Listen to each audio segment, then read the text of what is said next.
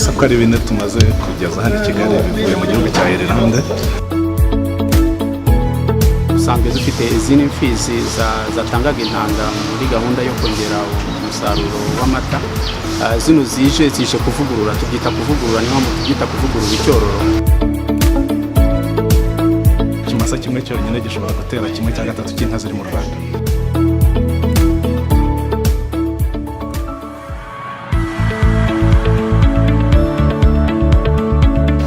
Aborozi ikintu tubasaba no gukomeza kwitabira gahunda zo gukoresha intanga, kubera ko byagaragaye ko intanga zihutisha kuvugurura ubworozi muri rusange kurusha uko twakoresha ibimasa. Ikimasa cyimya inka zibana nacyo gusa.